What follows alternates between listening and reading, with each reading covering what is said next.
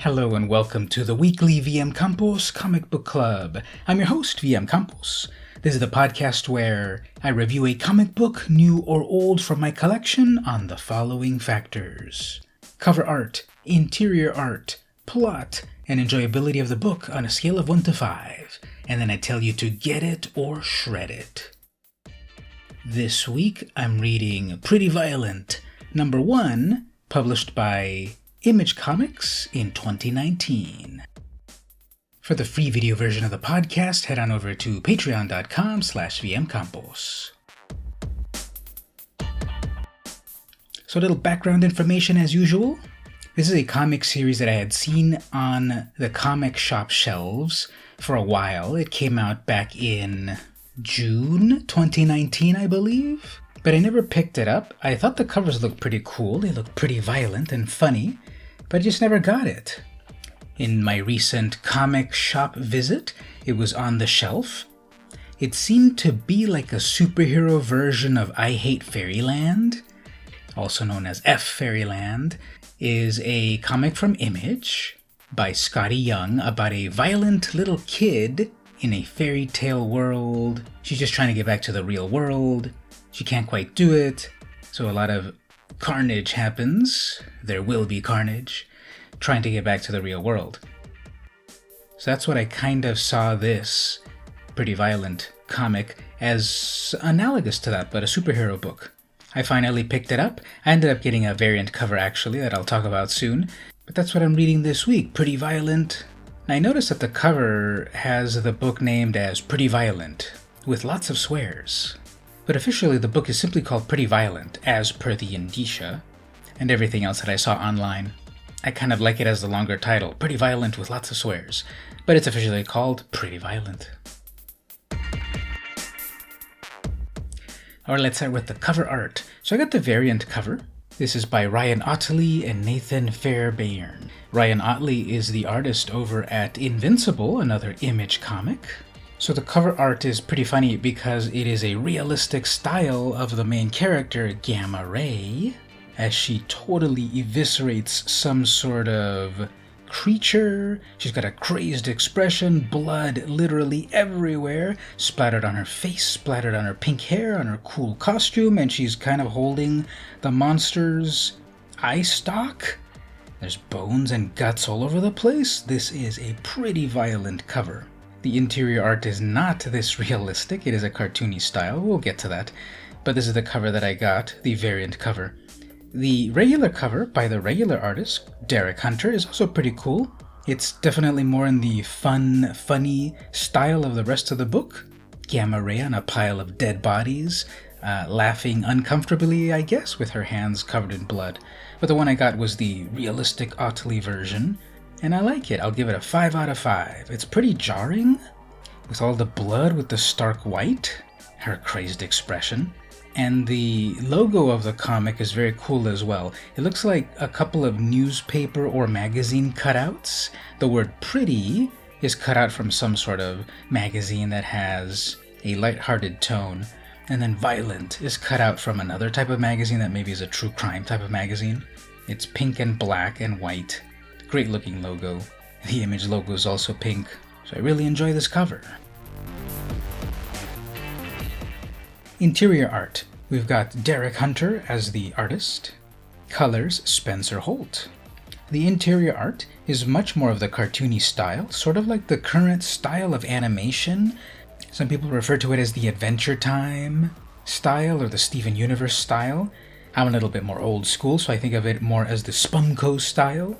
You know, that John Kricfalusi early Jimmy the Idiot Boy or Ren and Stimpy style.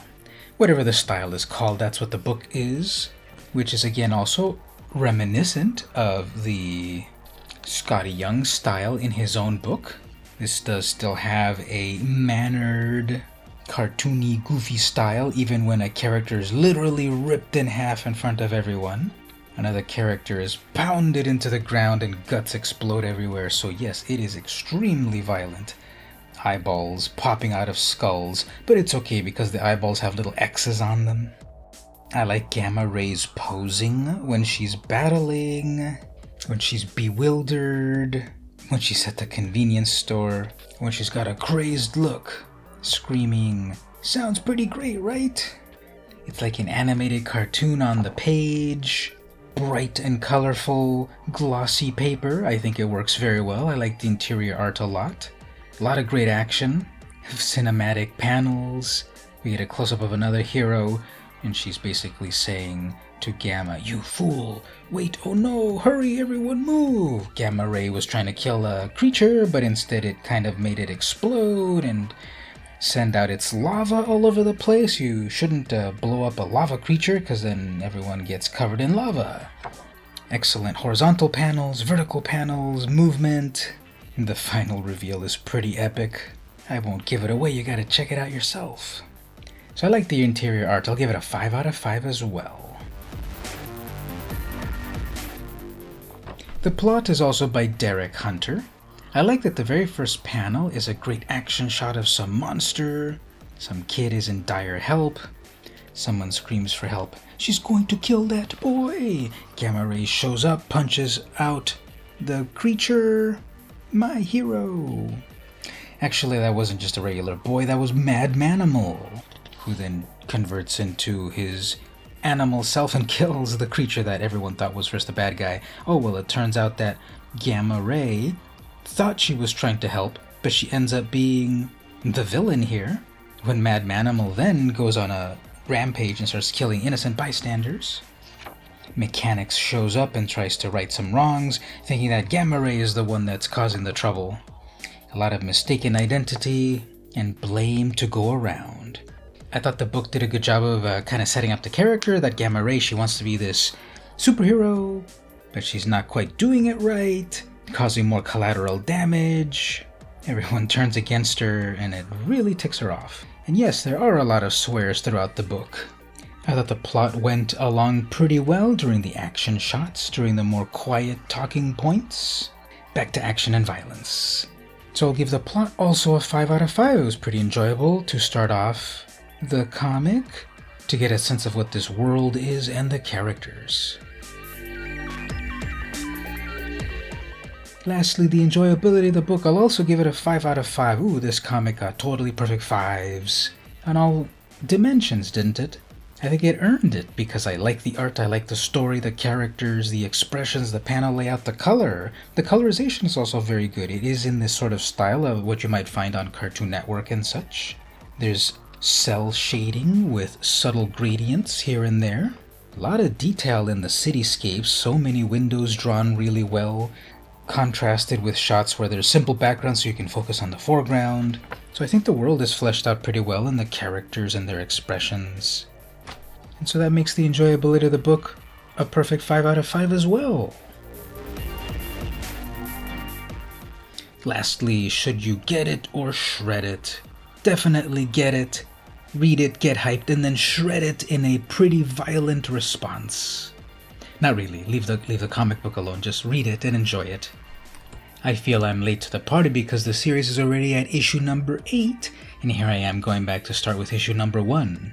But that's okay, I've got a bunch to pick up and bunch to binge read. So I pretty much recommend pretty violent, with lots of swears. Once again, don't forget to check out the video version of the podcast over at patreon.com/vmcampos. Keep up to date with everything that I do by simply following on Patreon, or if you'd like to support the podcast and everything else that I do regarding comic books, Comic-Con, cosplay, Magic the Gathering, etc., you can pledge at $1. That'll unlock all of the exclusive stuff. At the $2 range, I'll actually mail you some comic books in appreciation. Or once again, simply follow for free. Also, don't forget to join me every Saturday at 1 p.m. Pacific Time as we talk about the new comics that are coming out the following week.